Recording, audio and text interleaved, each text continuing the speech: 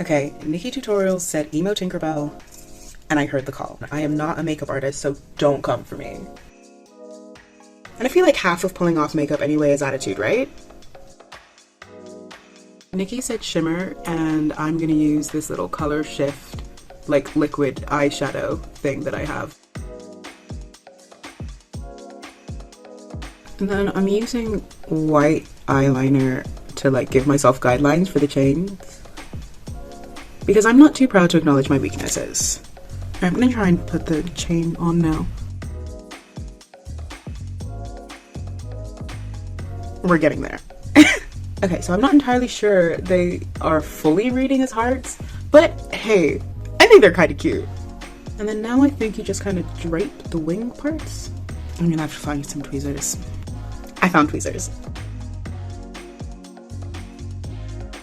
I'm in love with these little chain drips, tear things. Y'all, it's not as tricky as it looks, and you get this fun, quirky little editorial thing going on. Give it a try. This is cute. This is cute. You can't tell me nothing. Is there any way that I can make this work? I've used hot glue for cosplay prosthetics before, but never for more editorial makeup looks, and I would never go so far as to say that I am any sort of makeup artist, but I have been known to blag my way through a process internal looks, so let's try it.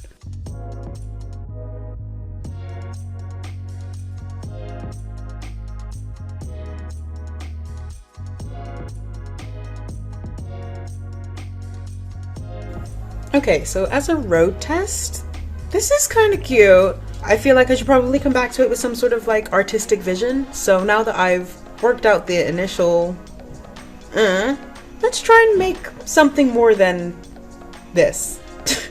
I remembered that I had this mirror on pigment powder at home though, so I thought I'd give that a try, and it worked so much better. I own a bottle of the gold too, but I couldn't find it, so I just tried to go with something like a silvery, celestial kind of vibe.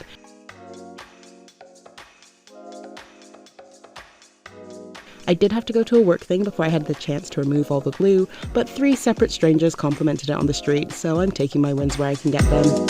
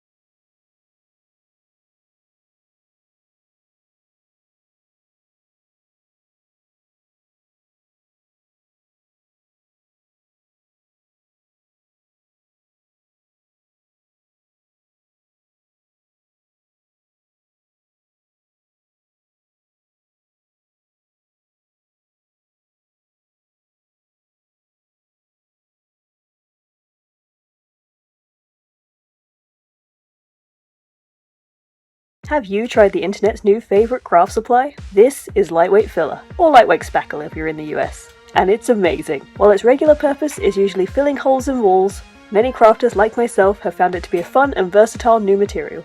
What makes it truly magical? Well, it's the fact that you can easily colour it by mixing in acrylic paint or food dye, and it's soft enough to be piped like buttercream. It dries rock solid, and as the name suggests, is light as a feather. I have used it to make everything from this cute park mirror to a frosted cowboy hat, but my absolute favourite has to be these birthday cake high heels. What should I make next? Let me know in the comments. I headed to the charity shop recently and found this adorable denim jacket, and I've wanted to customise one for a while, so here we go. On to painting.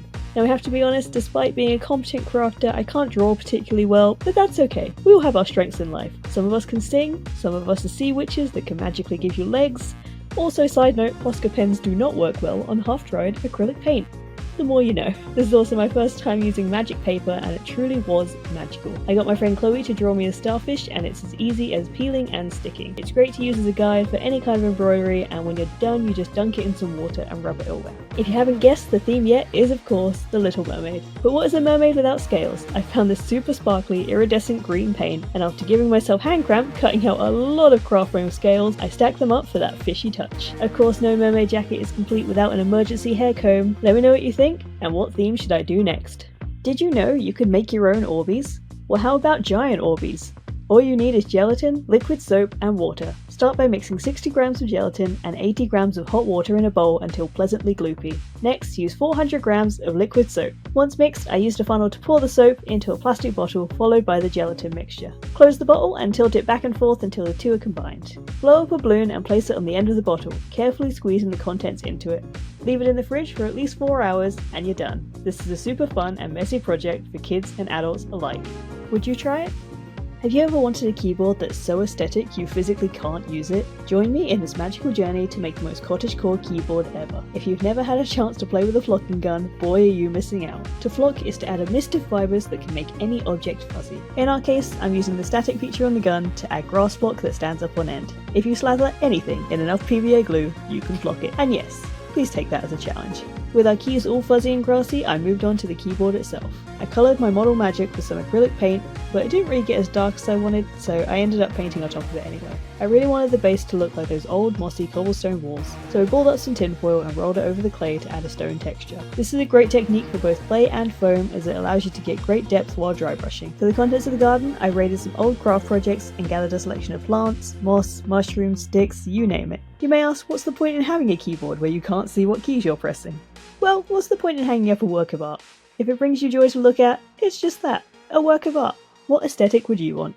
Do you ever have one of those days where you think, I'm going to make a giant pixel chicken? Just me? I don't know about you, but I played Stardew Valley relentlessly when it came out, and a few hundred times since. The chicken has always been my favourite animal to raise, and I wanted to immortalise it in blocks. After doing the calculations on Photoshop, I found out that the chicken sprite is 179 blocks. Honestly, the main thing holding this chicken together is a drop of glue and my hopes and dreams. I've decided to call him Bert McCluckin, and he will watch over me and remind me to feed my chickens until the end of time.